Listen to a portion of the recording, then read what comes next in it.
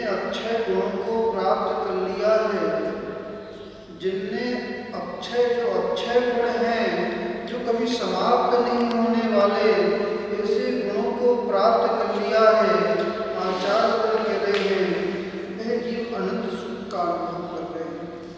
और जिनके आत्मा के गुण मलिन हो रहे हैं, जिनने अक्षय निधि को प्राप्त नहीं किया है, वह जीव इंद्रिय सुख का अनुभव कर रहे हैं। पर वह जीव पुरुषार्थ कर सकते हैं। जिनके ज्ञान गुण मलिन हो रहे हैं, वह जीव पुरुषार्थ कर सकते हैं उस मलिनता को समाप्त करते हुए उस अक्षय गुण को प्राप्त कर सकते हैं। भैया, जो पुरुषार्थ चल रहा है, जो धर्म का पुरुषार्थ चल रहा है, प्रभु की अर्चना चल रही है, स्वाध्याय चल रहा है, सुख का अभ्यास चल रहा है, ये सिर्फ अक्षय निधि को प्राप्त करने का पुरुषार्थ चल रहा है। क्या चल रहा है? शिखर चंद जी, मंदिर में आते हो, मंदिर में आने के बाद जो प्रभुता, जो प्रभु के प्रति समर्पण भाव है, जो विनय का भाव है, जो आदर का भाव है, जो पूज्यता का भाव है, वो अक्षय निधि को देने वाला है। किसको देने वाला है? अक्षय निधि को देने वाला है, अक्षय गुणों को देने वाला है। इस पुरुषार्थ को सामान्य मत समझना। जो सुख का अध्ययन चल रहा है, जो सुख का अभ्यास चल रहा है, ये भी सामान्य नहीं है। क्या नहीं है? सामान्य नहीं है। ऐसे भी जीव हुए जो त्रियंच अवस्था में थे। कौन सी अवस्था में थे? त्रियंच अवस्था में थे।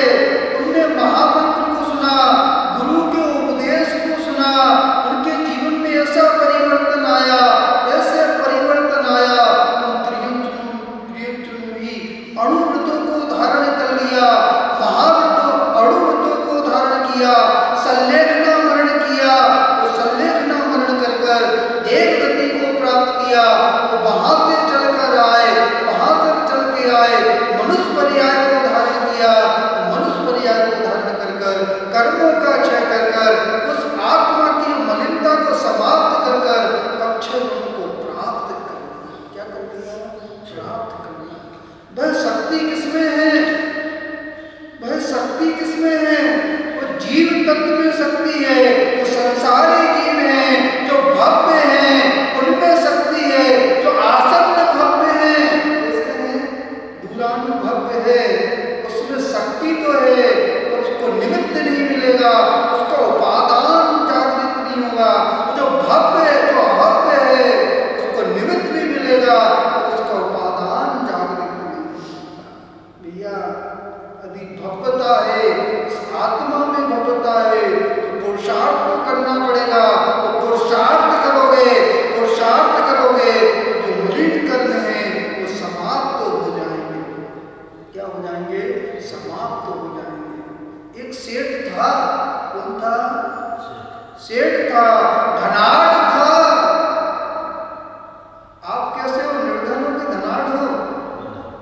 आचार्य वर्ग कह रहे हैं जो संतोष, जिसके अंदर संतोष गुण है, जिसके अंदर संतोष गुण है, जिसके अंदर संयम है, जिसके अंदर तप है, जिसके अंदर प्रभु के प्रति भक्ति है, उसी कोई आचार्य वर्ग करे वही धनाढ़ है। वो जो दौलत वाले हैं, जिनके अंदर पदगल पदार्थ हैं, पदगल पदार्थों का समूह है, आचार्य वर्ग करे वो संसार के धनाढ़ तो हो सकते हैं पर आत्मा के गुणों के धनाढ़ नहीं हो सकते। समझ में आ रहा कि नहीं आ रहा? भैया समझ लेना, ये मनुष्य पर्याय बहुत कीमती पर्याय है।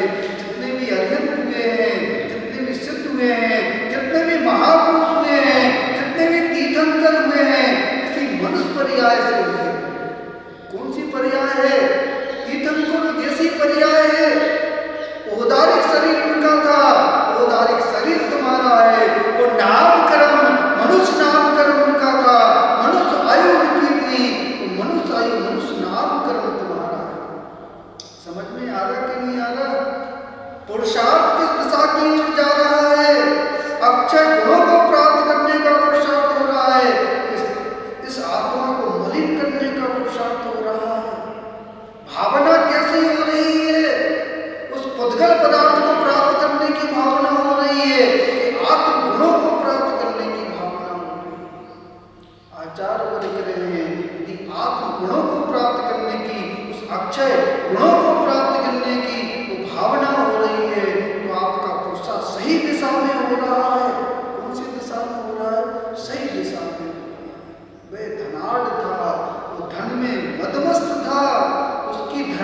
पत्नी थी, कौन थी? धर्म पत्नी थी। वो धर्म का मार्ग दिखाती थी, धर्म का संबोधन करती थी। डेली मंदिर जाना चाहिए, अभिषेक पूजन आदि करना चाहिए, व्रत आदि उपवास करना चाहिए, संयम आदि का पालन करना चाहिए, तृष्णा आदि नहीं करना चाहिए। पर उस जीव को समझ में नहीं आया। आचार्य वर्ग रहे, जो कुलवंती नारी होती है, जो कुलवंती नारी होती है, वे घर में धर्म का माहौल रखती है, धर्म का माहौल रखती है, कुलवंती नारी। और जहाँ पे अधर्म का माहौल होता है, आचार्य वर्ग रहे, स्त्री चाहे तो घर को स्वर्ग बना सकती है, धर्ममय बना सकती है, पुण्यमय बना सकती है। यदि धर्म उसके अंदर है तो धर्म पत्नी होती है, पति को धर्म के मार्ग पर लगाती है, वो धर्म पत्नी होती है। वो जो माता पत्नी होती है, घर में संक्लेश उत्पन्न कराती है, पाप को उत्पन्न कराती है, असत्ता को उत्पन्न कराती है। आचार्य वर्ग रहे, जो धर्म के मार्ग से च्युत करती है, वो माता पत्नी होती है। वह धर्म पत्नी प्रतिदिन मार्ग दिखाती थी, धर्म का मार्ग दिखाती थी, पर उसको समझ में नहीं आया, समझ में नहीं आया।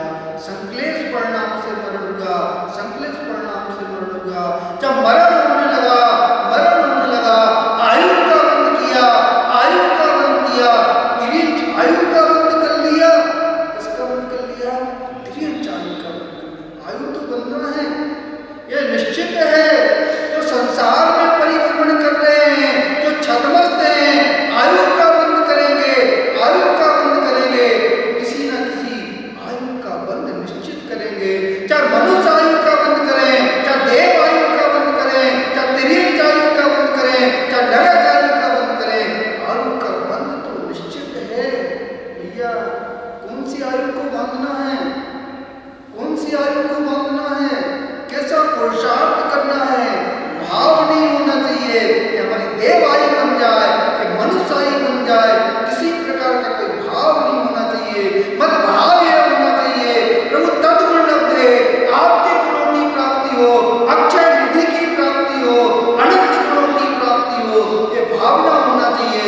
मेरा संसार छूट जाए, मेरा संसार छूट जाए, ना मुझे देव बनना है, ना मनुष्य बनना है, ना सौदा बनना है, ना कुबेर बनना है।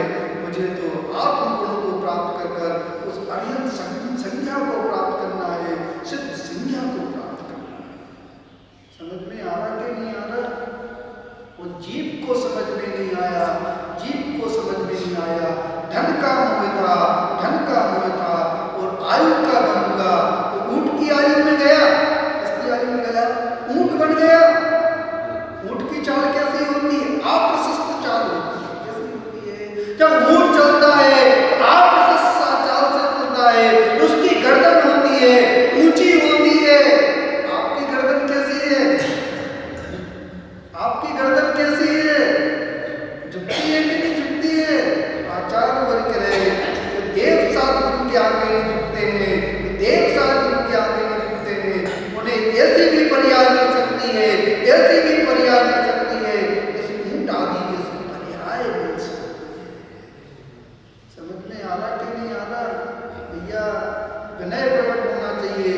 तो जहाँ पे विनय मोक्षम द्वारम, आचार्य वर्ग रहे, जहाँ पे विनय होता है, जहाँ पे मोक्ष का द्वार खुलता है। आपका द्वार खुला कि नहीं खुला? भैया आपका द्वार खुल रहा है कि बंद हो रहा है? वो तो केवल भगवान जानते हैं। कौन जानते हैं? केवल भगवान जानते हैं। वो द्वार खुल रहा है कि बंद हो रहा है, यदि विनय हो रही है, विनय प्रकट हो रही है, वो द्वार खुल रहा है। क्या खुल रहा है? द्वार खुल रहा है। जब आयु का परिवर्तन हुआ, ऊंट की पर्याय में गया, वो जो सेठानी का जीव था उसकी भी आयु बंद हुई, उसका भी आयु का बंद हुआ। वो राजा की पुत्री हो गई। किसकी पुत्री हुई? राजा की पुत्री हुई। वो जब युवा अवस्था को प्राप्त हुई, उसका विवाह हुआ। उसका जैसे ही विवाह हुआ, ऊंट मिला उसको। दहेज में क्या मिला? ऊंट मिला। कोई ऊंट मिला जो पति था, जो उसका पूर्व का पति था, वो ऊंट मिल गया। वो ऊंट पे वो बैठी हुई थी, ऊंट पर बैठी हुई थी। उस ऊंट को जाति स्मरण हो गया, जाति स्मरण हो गया। मैं जिसको बैठाए हुए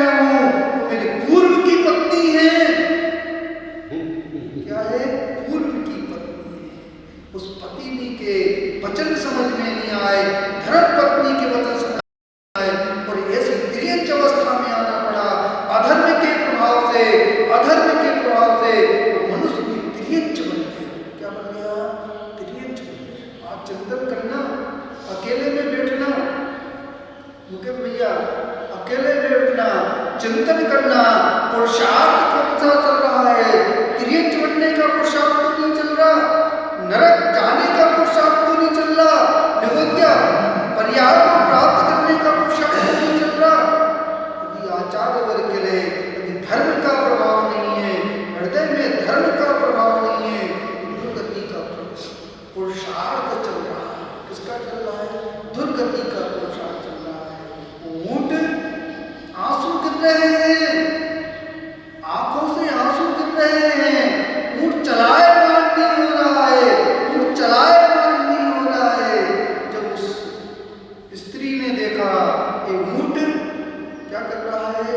अश्रु धारा कर रहा है, विहार करने के लिए तैयार नहीं हो रहा है, उसको भी उस ऊंट को देखकर जाति स्मरण हो गया। क्या हो गया? जाति स्मरण हो गया।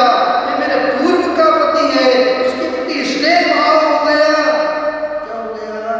वह राजा की पुत्री जो उसकी पूर्व की पत्नी थी, वो बार बार कह रही है तुमने उस मनुष्य परिवार में धर्म को धारण नहीं किया, धर्म के प्रभाव को नहीं समझा, जिन्हें भगवान के गुणों को नहीं समझा।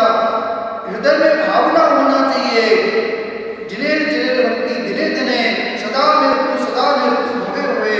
जब तक हमारा ये जन्म है, जन्म मृत्यु नहीं मिट रही है, जब तक ये हमारा जीवन चल रहा है, प्रतिदिन हमें जिन्हें भगवान की भक्ति प्राप्त होती रहे, ऐसी भावना रहेगी, ऐसी भावना रहेगी तो धर्म का प्रभाव रहेगा, विनय गुण का प्रभाव रहेगा, उनके प्रति आस्था का प्रभाव रहेगा। और जिन्हें भक्ति नहीं है, व्यक्ति सोते रहते हैं, क्या करते हैं? दिन रात सोते रहते हैं। आचार्य वर्ग कह रहे हैं वो अपने पुण्य का नाश कर रहे हैं। किसका नाश कर रहे हैं? जो पूर्व में कमाया हुआ पुण्य है उसको नाश कर रहे हैं। प्रमाद के कारण वो अपने पुण्य का नाश कर रहे हैं। जैसे ही सुबह आँख खुलती है, जिन्हें भगवान के शरण में आओ, उनका अभिषेक करो, पूजन करो, अर्चना करो, और ऐसे पुण्य का बंद करो, ऐसे पुण्य का बंद करो। आचार्य वर्ग करें जब पुण्य की सीमा बढ़ती है, पुण्य की सीमा बढ़ती है तो अरिहंत अवस्था प्राप्त होती है, अरिहंत अवस्था प्राप्त होती है। तो वह जीव, उसको धर्म का प्रभाव तिर्यंच अवस्था में समझ में आया। तिर्यंच अवस्था में समझ में आया। आपको मनुष्य अवस्था में समझ में आ रहा कि नहीं आ रहा? आचार्य वर्ग कह रहे हैं जो व्यसन के मोही होते हैं, तो व्यसन के मोही होते हैं, जब तक व्यसन नहीं कर लें, तब तक व्यसन नहीं कर लें, उनको चैन नहीं पड़ता। पड़ता है कि नहीं पड़ता? आचार्य वर्ग कह रहे शराबी व्यक्ति जब तक वो शराब को ग्रहण नहीं कर ले, तब तक उसको चैन नहीं पड़ता। इसी प्रकार आचार्य वर्ग कह रहे हैं जो पापी व्यक्ति होते हैं, पाप में रत होते हैं, जो पुण्यशाली जीव होते हैं, जो पुण्यशाली जीव होते हैं, जो धर्मात्मा व्यक्ति होते हैं, तब तक भगवान का विषय नहीं कर लें, पूजन नहीं कर लें, स्वाध्याय नहीं कर लें, सामायिक आदि नहीं कर लें, तब तक उनको चैन नहीं पड़ता। आचार्य वर्ग करे वो भी जो आदत है, जो अच्छी आदत है, मोक्ष का कारण है, जो बुरी आदत है नरक आदि का कारण है। समझ में आ रहा कि नहीं आ रहा? उस चक्रवर्ती को रत्नायत्री का लोलुपी था। कौन था? रत्नायत्री का लोलुपी था, भोजन का लोलुपी था। आचार्य वर्ग रहे तो भोजन के लोलुपी होते हैं, रत्नायत्री के लोलुपी होते हैं। तो स्पर्शन इंद्री और रत्नायत्री के जो संयम नहीं रख सकते, आचार्य वर्ग के व्रतों आदि को धारण नहीं कर सकते।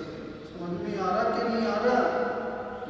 दो इंद्रियां मुख्य हैं, दो काम इंद्रियां होती हैं, स्पर्शन इंद्री और रसनेन्द्री काम इंद्री हैं, और बाकी की भोग इंद्री है। कर्ण इंद्री, नेत्र इंद्री, ध्यान इंद्री, और आचार्य वर्ग कह रहे हैं ये भोग इंद्रियां हैं, और जो रसना इंद्री वो स्पर्श इंद्री काम इंद्रियां हैं। इनका जिस पर नियंत्रण होता है कोई संयम को धारण कर सकता है, इंद्रिय संयम को धारण कर सकता है। जब इंद्रिय संयम होता है, प्राणी संयम होता है,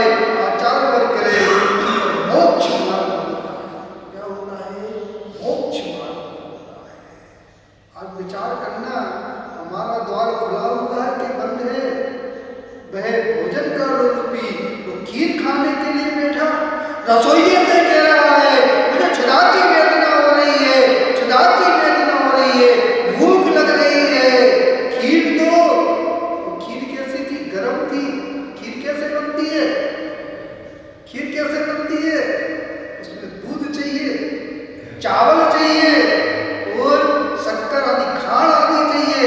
तीनों सफेद होते हैं, मधुर होती है, खीर मधुर होती है। मट्ठा कैसा होता है? मट्ठा भी सफेद होता है, चावल भी सफेद होता है और नमक भी सफेद होता है, पर उनके गुण अलग होते हैं, उसके गुण अलग होते हैं। मधुर खीर मीठी होती है, वो जो महरी होती है वो खट्टी होती है। कैसी होती है? खीर में मिठास होती है और महरी में खटास होती है। आपका मन कैसा है? खीर जैसा है कि मट्ठे जैसा है? कैसा है? आचार्य वर्ग कह रहे हैं सम्यक गुण समझ में आ रहे हैं, सम्यक गुण यदि हृदय में है तो आपका हृदय, आपका मन खीर जैसा है, मिथ्यात्व के गुण है, मिथ्यात्व के गुण है तो महिरी जैसा आपका, आपके अंदर प्रवृत्ति है, भावना है। समझ में आ रहा कि नहीं आ रहा? भैया समझ लेना, रावण को कहाँ समझ में आ रहा है? नरक में समझ में आ रहा है। कहाँ समझ में आ रहा है? उसको नरक में समझ में आ रहा है। उस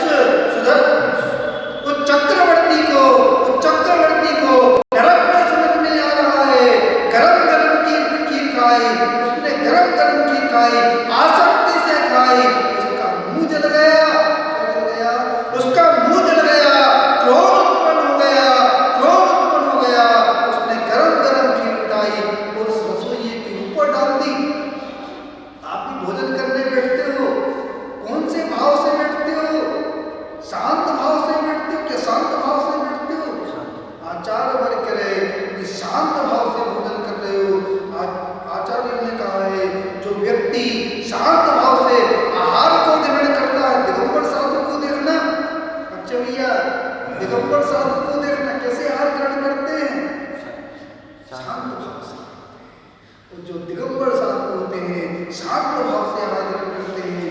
जो व्यक्ति शांत भाव से आहार को ग्रहण करता है, भोजन को ग्रहण करता है, वो शांति से जीवन को जी सकता है। और जो शांति से भोजन को ग्रहण नहीं कर सकता, आचार्य वर्ग कह रहे हैं वो शांति से जीवन को भी नहीं जी सकता। तो वह रसोइये ने गरम गरम खीर डाल दी, उसकी आयु का परिवर्तन हुआ, आयु का परिवर्तन हुआ, पर्याय का परिवर्तन हुआ, वो देव बन गया, देव बन गया। वो वहां से जब अपनी कुअब्दी से जाना, उसने कुअब्दी से जाना तो जानकर वह उस चक्रवर्ती के पास आ गया, सोहम चक्रवर्ती के पास आ गया। फल लाया, क्या लाया? फल दिए। जैसे फल खाया तो फल खाने के बाद वो चक्रवर्ती कह रहा है मुझे और फल चाहिए, और फल चाहिए। उसने कहा तुम्हें मेरे साथ चलना पड़ेगा, समुद्र में चलना पड़ेगा, जहाज के माध्यम से चलना पड़ेगा, नौका के माध्यम से चलना पड़ेगा। वो नौका के माध्यम से गया, वो जैसे मध्य में पहुंचा उसने अपनी प्रक्रिया से जलाशय में चंचलता पैदा कर दी, प्रलय पैदा कर दी, उसमें तूफान उत्पन्न हो गया। वो तूफान उत्पन्न हो गया, चक्रवर्ती घबरा गया, चक्रवर्ती घबरा गया। आचार्य वर्ग रहे जब पुण्यहीन होता है, पुण्यहीन होता है, जो विषय आसक्ति होती है, इनकी विषय आसक्ति होती है, इनके अंदर मिथ्यात्व का उदय होता है, उनका पुण्य विनाश को प्राप्त हो जाता है। वो चक्रवर्ती वो कंपायमान हो गया, उसका हृदय कंपायमान हो गया। बचने का उपाय पूछने लगा। उस देव ने कहा नमोकार मंत्र लिखो, वो जलाशय में नमोकार मंत्र लिखो, जल में नमोकार मंत्र लिखो, उसको पांव से मिटाओगे तभी तुम्हारी रक्षा होगी। आचार्य वर्ग कह रहे हैं जहाँ पे इस शरीर से मोह होता है, शरीर से मोह होता है, पर्याय से मोह होता है, वहाँ पे धर्म छूट जाता है। और जहाँ पे आत्मा से मोह होता है, परमात्मा से मोह होता है, वहाँ पे धर्म स्थापित रहता है। आपको किससे मोह है? आत्मा से मोह है कि शरीर से मोह है? यदि आत्मा से मोह है तो रात्रि में भोजन नहीं कर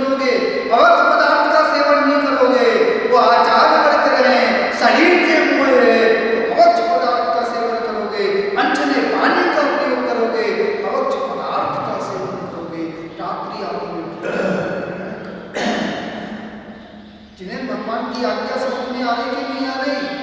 महाराज क्षुधा की वेदना होती है, जिन्हें भगवान की आज्ञा समझ में नहीं आती, अधर्म समझ में आता है। क्या समझ में आता है? अधर्म समझ में आता है। उसे भी अधर्म समझ में आया, उसने महामंत्र लिखा, वो पांव से मिटाया, पांव से मिटाया। तो जैसे पांव से मिटाया, उसने 7वें नरक की आयु का वध कर दिया, 7वें नरक की आयु का वध कर दिया। एक चक्रवर्ती नरक चला गया, वो चक्रवर्ती नरक चला गया। भरत चक्रवर्ती, इनके हृदय में महामंत्र था, महामंत्र था, जिन्हें भगवान के प्रति आस्था थी, उन्होंने संयम को धारण किया, संयम को धारण किया। वो कर्मों